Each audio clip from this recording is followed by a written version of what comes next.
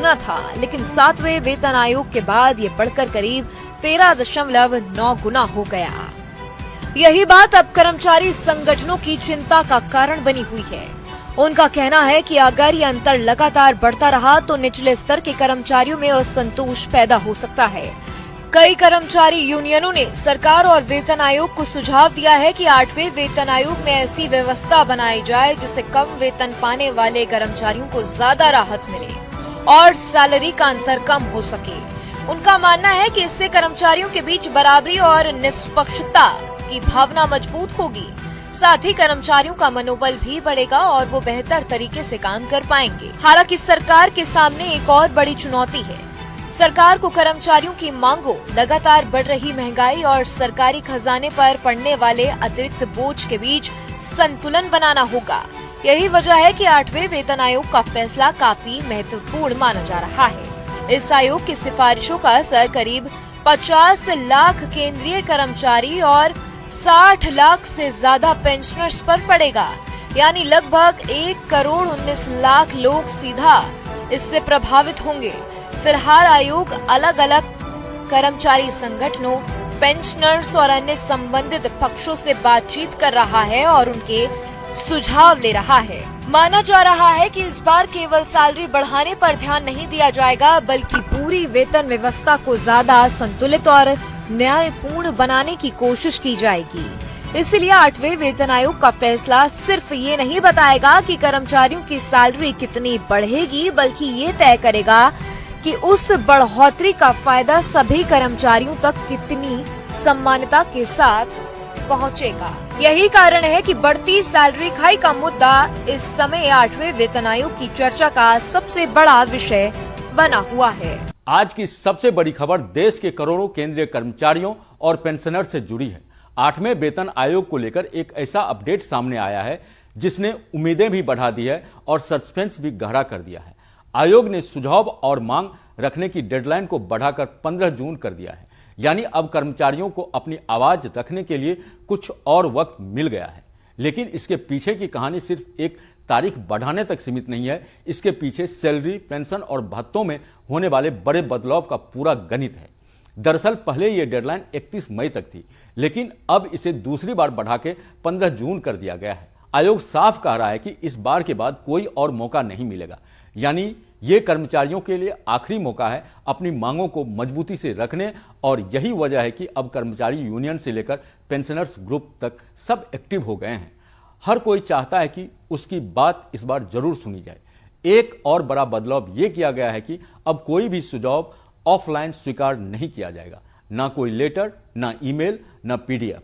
सिर्फ और सिर्फ आधिकारिक वेबसाइट के जरिए ही ज्ञापन जमा होगा, यानी पूरी प्रक्रिया अब डिजिटल मोड में आ गई है। इसका मकसद है पारदर्शिता और सिस्टमेटिक तरीके से हर सुझाव को दर्ज करना। यह डेडलाइन बढ़ाना सिर्फ औपचारिक फैसला नहीं, बल्कि यह दिखाता है कि आयोग ज्यादा से ज्यादा लोगों की राय लेना चाहता है।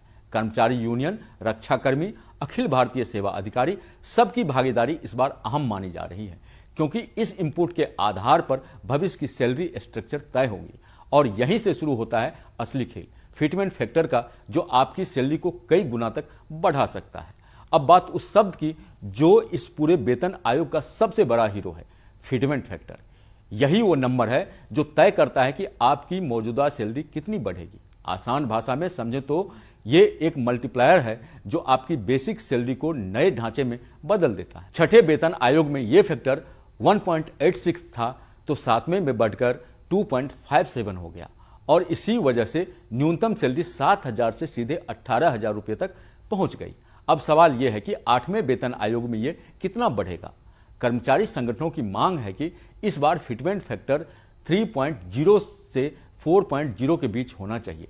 कुछ जगह 3.83 की मांग हो रही है, तो कुछ जगह 4.38 का प्रस्ताव रखा गया है। अगर ऐसा होता है तो सैलरी में बम्पर उछाल देखने को मिल सकता है। अगर 3.8 या 4.0 का फिटमेंट फैक्टर लागू होता है तो न्यूनतम बेसिक सैलरी 18,000 से बढ़कर 69,000 से 72,000 रुपये तक पहुंच सकती है, यानी लगभग 4 गुना तक की बढ़ोतरी। यह सिर्फ बेसिक पे है, इसके ऊपर डीए, एचआरए और दूसरे भत्ते अलग से जुड़ेंगे। सबसे ऊंचे लेवल यानी 18 पर, जहां अभी बेसिक सैलरी 2.5 लाख है, मतलब 2,50,000 रुपया है, वो बढ़कर करीब 10 लाख के आसपास पहुंच सकती है। ये आंकड़े अभी अनुमान है, लेकिन इससे ये साफ है कि इस बार वेतन आयोग बड़ा बदलाव ला सकती है। सिर्फ कर्मचारियों के लिए ही नहीं, पेंशनर्स के लिए भी बड़ा फायदा हो सकता है, क्योंकि पेंशन भी बेसिक पे से जुड़ी होती है। अगर बेसिक पे बढ़ेगा तो पेंशन भी उसी अनुपात में बढ़ेगी। लेकिन ध्यान रखने वाली बात यह है कि अभी कुछ भी फाइनल नहीं हुआ, ये सिर्फ मांगे और प्रस्ताव है। अंतिम फैसला सरकार और आयोग की रिपोर्ट के बाद ही होगा। और अब सवाल यह है कि यह सब लागू कब होगा? क्या सच में 2027 में पैसा खाते में आएगा?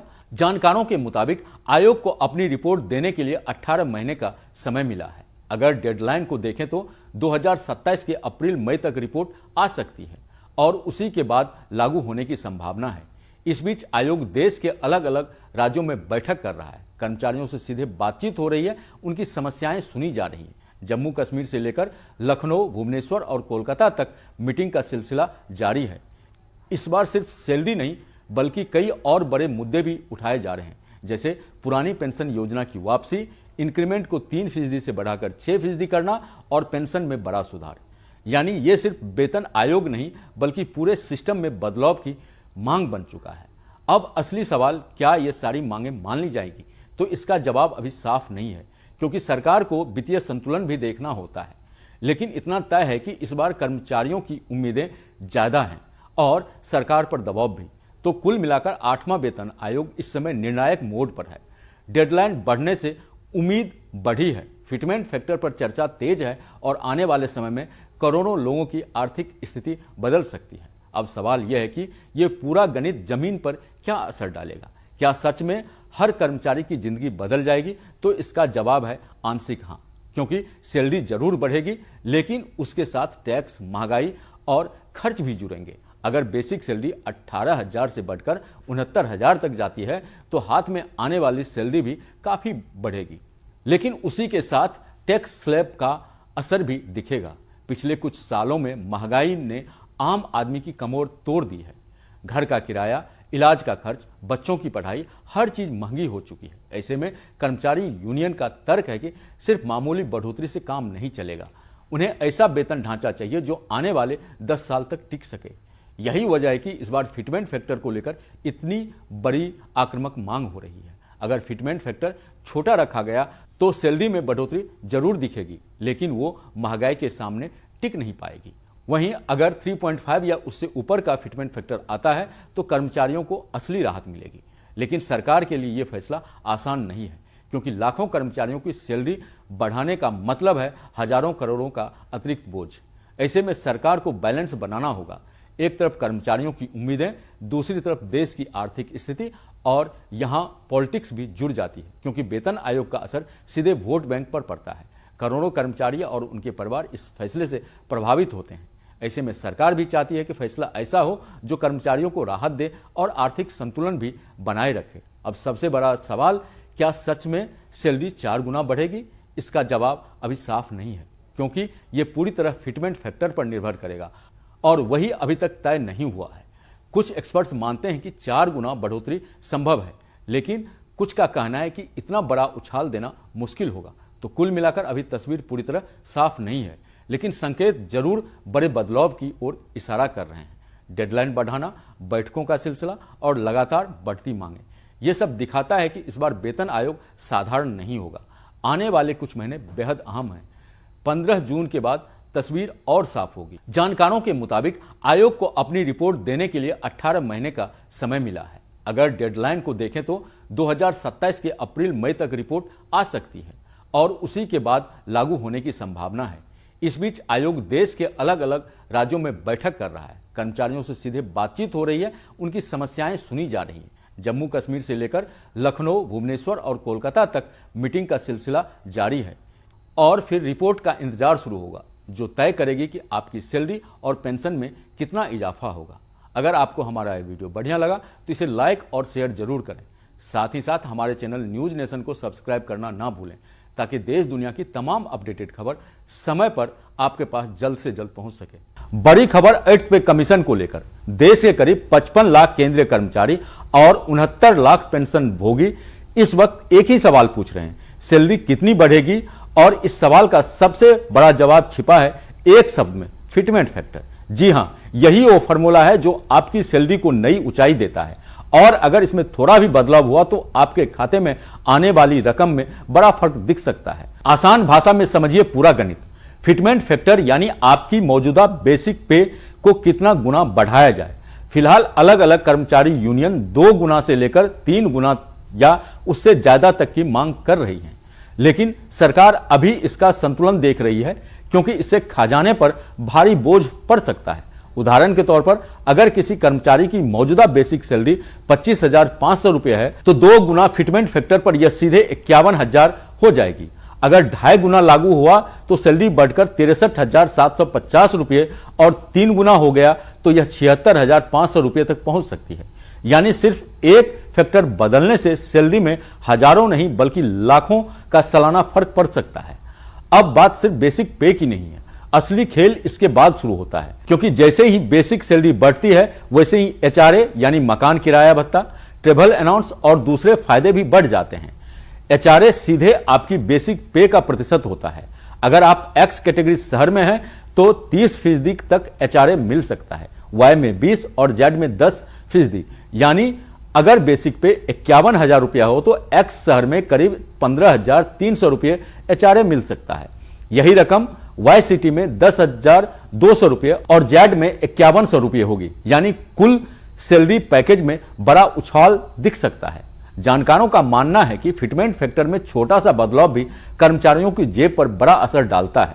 अब सवाल यह है कि आखिर फैसला कब होगा। फिलहाल 8वें वेतन आयोग सभी हितधारकों से बातचीत कर रही है। सरकार कर्मचारियों की मांग और अपनी आर्थिक क्षमता के बीच संतुलन बनाने की कोशिश में है। उम्मीद की जा रही है कि आने वाले समय में इस पर बड़ा फैसला लिया जा सकता है। अगर मांग के मुताबिक फिटमेंट फैक्टर बढ़ता है तो यह लाखों कर्मचारियों और पेंशन भोगियों के लिए बड़ी खुशखबरी साबित हो सकती है। तो कुल मिलाकर 8th पे कमीशन सिर्फ एक घोषणा नहीं बल्कि करोड़ों परिवार की उम्मीदों से जुड़ा हुआ है। अब सबकी नजर इस बात पर है कि सरकार क्या फैसला लेती है और आपकी सैलरी में आखिर कितना इजाफा होता है। फिलहाल इस खबर पर हमारी नजर बनी हुई है। देश के करोड़ों सरकारी कर्मचारी और पेंशनर्स इस समय 8वें वेतन आयोग का इंतजार कर रहे हैं। आमतौर पर जब भी नए वेतन आयोग की बात होती है तो लोगों का ध्यान सैलरी बढ़ने, फिटमेंट फैक्टर और पेंशन में बढ़ोतरी पर जाता है। लेकिन इस बार एक और मुद्दा चर्चा में है। ये मुद्दा सरकारी कर्मचारियों की कम और ज्यादा सैलरी के बीच बढ़ते अंतर का है। सरकारी संगठनों का कहना है कि पिछले कुछ सालों में ऊंचे पदों पर बैठे अधिकारियों की सैलरी में ज्यादा बढ़ोतरी हुई है, जबकि निचले स्तर के कर्मचारियों को उतना फायदा नहीं मिला है। इसी वजह से अब 8वें वेतन आयोग से उम्मीद की जा रही है कि ये वेतन व्यवस्था को ज्यादा संतुलित और सभी के लिए इक्वल बनाएगा। जानकारी के अनुसार 6वें वेतन आयोग के समय सरकारी कर्मचारियों की न्यूनतम बेसिक सैलरी 7,000 रुपए थी। बाद में 7वें वेतन आयोग ने इसे बढ़ाकर 18,000 रुपए कर दिया था। यानी निचले स्तर के कर्मचारियों की सैलरी में अच्छी बढ़ोतरी हुई। अगर बात करें ऊंचे पदों पर बैठे अधिकारियों की बेसिक सैलरी देखा जाए तो 80,000 रुपए से बढ़कर सीधे 2.5 लाख रुपए तक पहुंच गई थी। इसका मतलब ये है कि बड़े अधिकारियों की सैलरी में काफी ज्यादा बढ़ोतरी हुई थी।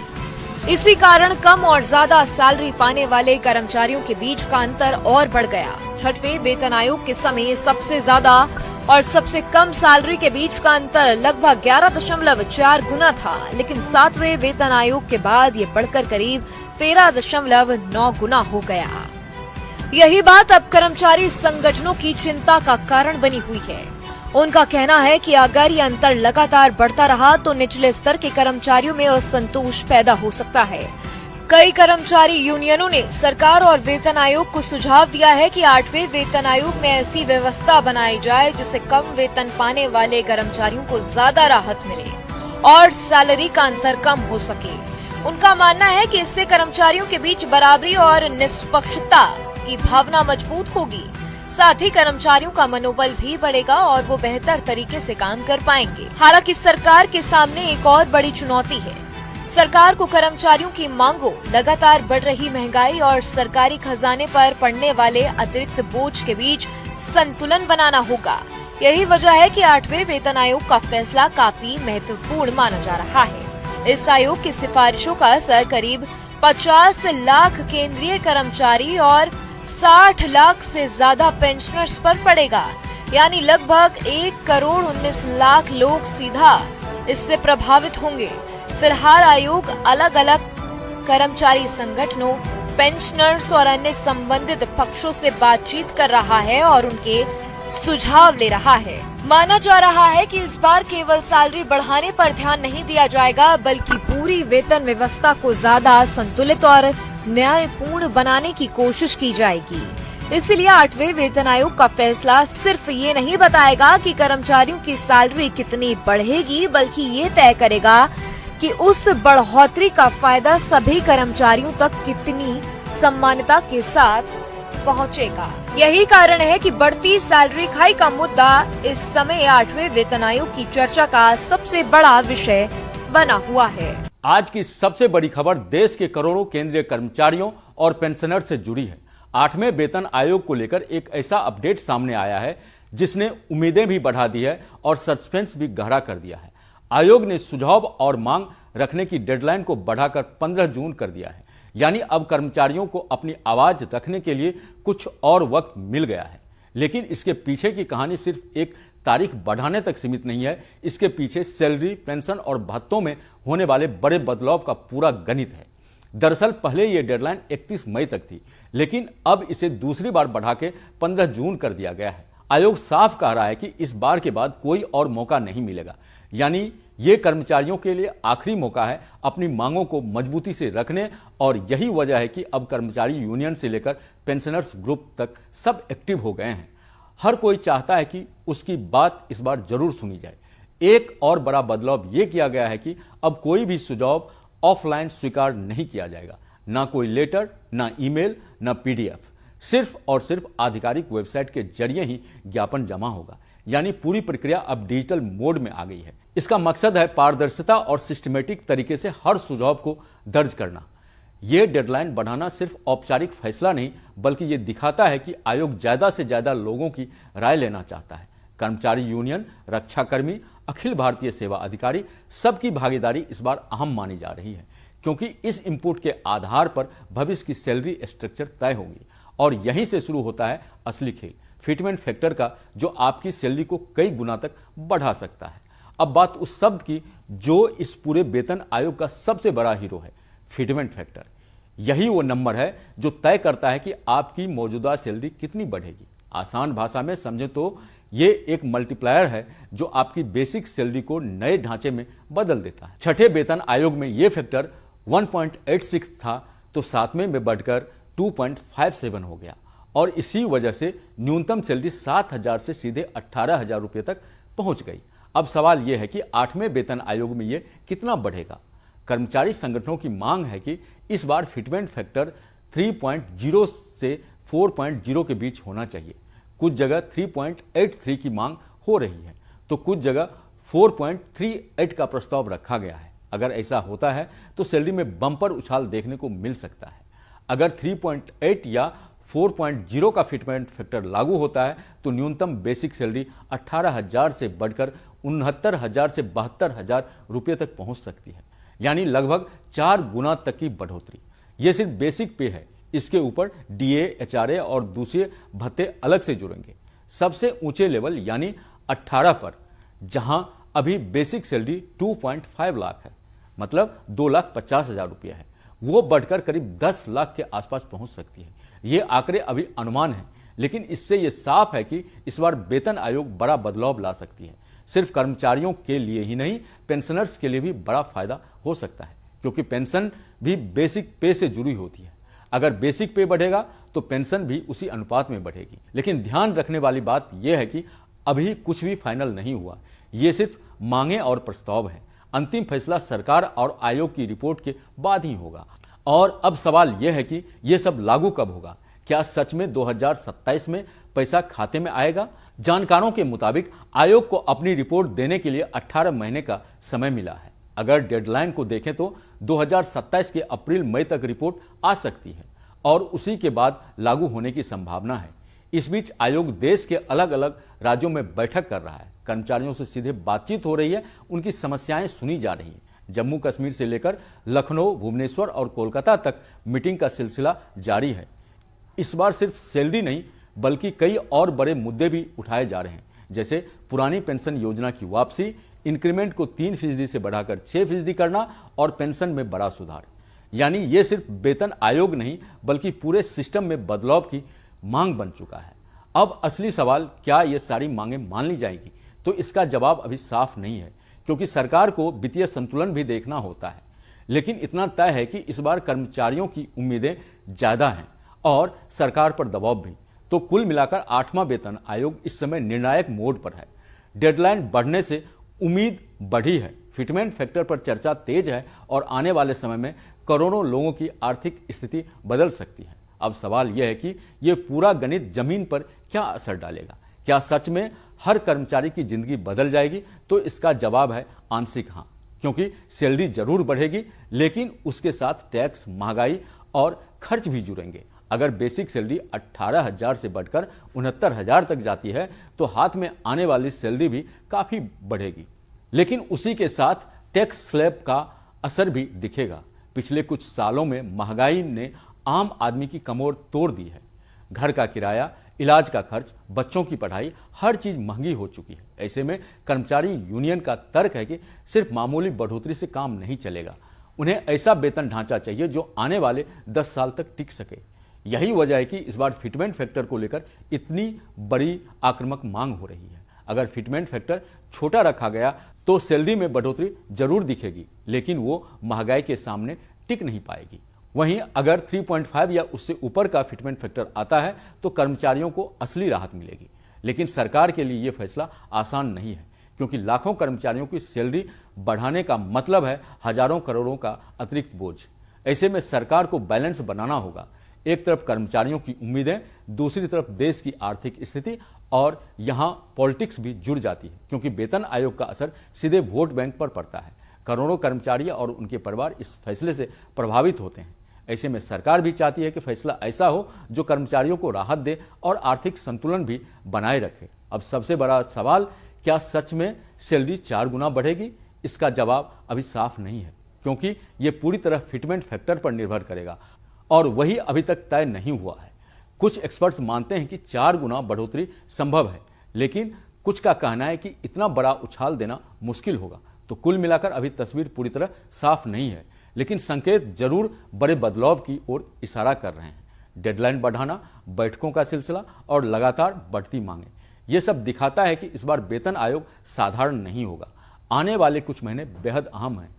15 जून के बाद तस्वीर और साफ होगी। जानकारों के मुताबिक आयोग को अपनी रिपोर्ट देने के लिए 18 महीने का समय मिला है। अगर डेडलाइन को देखें तो 2027 के अप्रैल-मई तक रिपोर्ट आ सकती है और उसी के बाद लागू होने की संभावना है।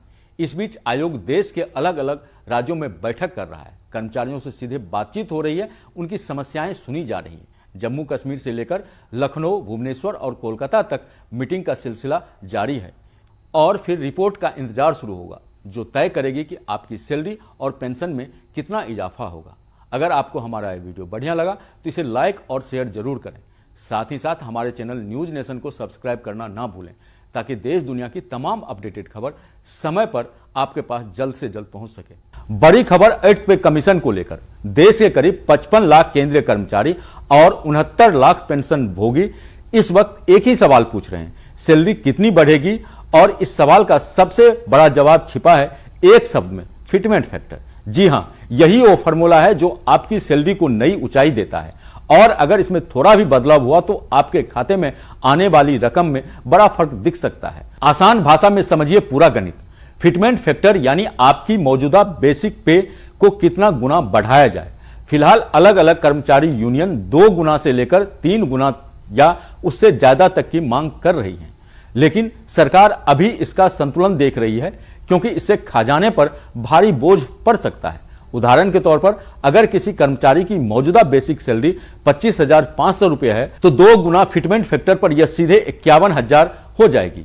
अगर 2.5 गुना लागू हुआ तो सैलरी बढ़कर 63,750 रुपये और 3 गुना हो गया तो यह 76,500 रुपये तक पहुंच सकती है। यानी सिर्फ एक फैक्टर बदलने से सैलरी में हजारों नहीं बल्कि लाखों का सालाना फर्क पड़ सकता है। अब बात सिर्फ बेसिक पे की नहीं है, असली खेल इसके बाद शुरू होता है, क्योंकि जैसे ही बेसिक सैलरी बढ़ती है वैसे ही एचआरए यानी मकान किराया भत्ता, ट्रेवल अलाउंस और दूसरे फायदे भी बढ़ जाते हैं। एचआरए सीधे आपकी बेसिक पे का प्रतिशत होता है। अगर आप एक्स कैटेगरी शहर में हैं तो 30% तक एचआरए मिल सकता है, वाई में 20 और जेड में 10%। यानी अगर बेसिक पे 51,000 रुपया हो तो एक्स शहर में करीब 15,300 रुपये एचआरए मिल सकता है। यही रकम वाई सिटी में 10,200 रुपये और जेड में 5100 रुपये होगी। यानी कुल सैलरी पैकेज में बड़ा उछाल दिख सकता है।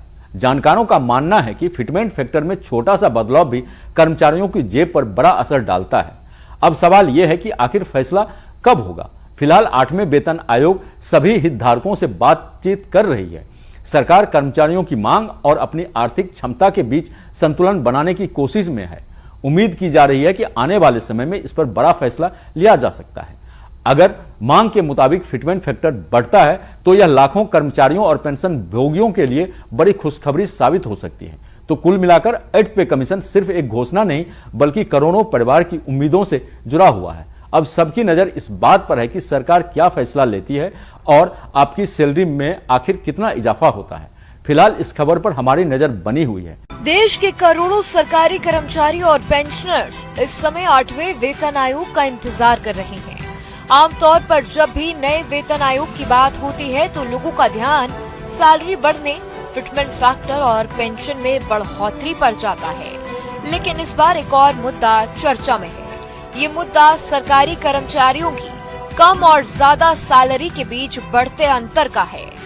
सरकारी संगठनों का कहना है कि पिछले कुछ सालों में ऊंचे पदों पर बैठे अधिकारियों की सैलरी में ज्यादा बढ़ोतरी हुई है, जबकि निचले स्तर के कर्मचारियों को उतना फायदा नहीं मिला है। इसी वजह से अब 8वें वेतन आयोग से उम्मीद की जा रही है कि ये वेतन व्यवस्था को ज्यादा संतुलित और सभी के लिए इक्वल बनाएगा।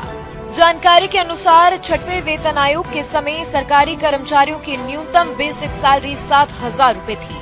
बाद में 7वें वेतन आयोग ने इसे बढ़ाकर 18,000 रुपए कर दिया था। यानी निचले स्तर के कर्मचारियों की सैलरी में अच्छी बढ़ोतरी हुई। अगर बात करें ऊंचे पदों पर बैठे अधिकारियों की बेसिक सैलरी देखा जाए तो 80,000 रुपए से बढ़कर सीधे 2.5 लाख रुपए तक पहुंच गई थी। इसका मतलब ये है कि बड़े अधिकारियों की सैलरी में काफी ज्यादा बढ़ोतरी हुई थी। इसी कारण कम और ज्यादा सैलरी पाने वाले कर्मचारियों के बीच का अंतर और बढ़ गया। 6वें वेतन आयोग के समय सबसे ज्यादा और सबसे कम सैलरी के बीच का अंतर लगभग 11.4 गुना था, लेकिन 7वें वेतन आयोग के बाद ये बढ़कर करीब 13.9 गुना हो गया। यही बात अब कर्मचारी संगठनों की चिंता का कारण बनी हुई है। उनका कहना है कि अगर ये अंतर लगातार बढ़ता रहा तो निचले स्तर के कर्मचारियों में असंतोष पैदा हो सकता है। कई कर्मचारी यूनियनों ने सरकार और वेतन आयोग को सुझाव दिया है कि 8वें वेतन आयोग में ऐसी व्यवस्था बनाई जाए जिससे कम वेतन पाने वाले कर्मचारियों को ज्यादा राहत मिले और सैलरी का अंतर कम हो सके। उनका मानना है कि इससे कर्मचारियों के बीच बराबरी और निष्पक्षता की भावना मजबूत होगी। साथ ही कर्मचारियों का मनोबल भी बढ़ेगा और वो बेहतर तरीके से काम कर पाएंगे। हालांकि सरकार के सामने एक और बड़ी चुनौती है। सरकार को कर्मचारियों की मांगों, लगातार बढ़ रही महंगाई और सरकारी खजाने पर पड़ने वाले अतिरिक्त बोझ के बीच संतुलन बनाना होगा। यही वजह है कि 8वें वेतन आयोग का फैसला काफी महत्वपूर्ण माना जा रहा है। इस आयोग की सिफारिशों का असर करीब 50 लाख केंद्रीय कर्मचारी और 60 लाख से ज्यादा पेंशनर्स पर पड़ेगा। यानी लगभग 1,19,00,000 लोग सीधा इससे प्रभावित होंगे। फिलहाल आयोग अलग अलग कर्मचारी संगठनों, पेंशनर्स और अन्य संबंधित पक्षों से बातचीत कर रहा है और उनके सुझाव ले रहा है। माना जा रहा है कि इस बार केवल सैलरी बढ़ाने पर ध्यान नहीं दिया जाएगा, बल्कि पूरी वेतन व्यवस्था को ज्यादा संतुलित और न्यायपूर्ण बनाने की कोशिश की जाएगी। इसलिए 8वें वेतन आयोग का फैसला सिर्फ ये नहीं बताएगा कि कर्मचारियों की सैलरी कितनी बढ़ेगी, बल्कि ये तय करेगा कि उस बढ़ोतरी का फायदा सभी कर्मचारियों तक कितनी सम्मानता के साथ पहुंचेगा। यही कारण है कि बढ़ती सैलरी हाइक का मुद्दा इस समय 8वें वेतन आयोग की चर्चा का सबसे बड़ा विषय बना हुआ है। आज की सबसे बड़ी खबर देश के करोड़ों केंद्रीय कर्मचारियों और पेंशनर से जुड़ी है। 8वें वेतन आयोग को लेकर एक ऐसा अपडेट सामने आया है जिसने उम्मीदें भी बढ़ा दी है और सस्पेंस भी गहरा कर दिया है। आयोग ने सुझाव और मांग रखने की डेडलाइन को बढ़ाकर 15 जून कर दिया है। यानी अब कर्मचारियों को अपनी आवाज रखने के लिए कुछ और वक्त मिल गया है। लेकिन इसके पीछे की कहानी सिर्फ एक तारीख बढ़ाने तक सीमित नहीं है। इसके पीछे सैलरी, पेंशन और भत्तों में होने वाले बड़े बदलाव का पूरा गणित है। दरअसल पहले यह डेडलाइन 31 मई तक थी, लेकिन अब इसे दूसरी बार बढ़ा के 15 जून कर दिया गया है। आयोग साफ कह रहा है कि इस बार के बाद कोई और मौका नहीं मिलेगा। यानी ये कर्मचारियों के लिए आखिरी मौका है अपनी मांगों को मजबूती से रखने, और यही वजह है कि अब कर्मचारी यूनियन से लेकर पेंशनर्स ग्रुप तक सब एक्टिव हो गए हैं। हर कोई चाहता है कि उसकी बात इस बार जरूर सुनी जाए। एक और बड़ा बदलाव यह किया गया है कि अब कोई भी सुझाव ऑफलाइन स्वीकार नहीं किया जाएगा। ना कोई लेटर, ना ईमेल, ना पीडीएफ। सिर्फ और सिर्फ आधिकारिक वेबसाइट के जरिए ही ज्ञापन जमा होगा। यानी पूरी प्रक्रिया अब डिजिटल मोड में आ गई है। इसका मकसद है पारदर्शिता और सिस्टमेटिक तरीके से हर सुझाव को दर्ज करना। यह डेडलाइन बढ़ाना सिर्फ औपचारिक फैसला नहीं, बल्कि यह दिखाता है कि आयोग ज्यादा से ज्यादा लोगों की राय लेना चाहता है। कर्मचारी यूनियन, रक्षाकर्मी, अखिल भारतीय सेवा अधिकारी, सबकी भागीदारी इस बार अहम मानी जा रही है, क्योंकि इस इनपुट के आधार पर भविष्य की सैलरी स्ट्रक्चर तय होगी। और यहीं से शुरू होता है असली खेल, फिटमेंट फैक्टर का, जो आपकी सैलरी को कई गुना तक बढ़ा सकता है। अब बात उस शब्द की जो इस पूरे वेतन आयोग का सबसे बड़ा हीरो है, फिटमेंट फैक्टर।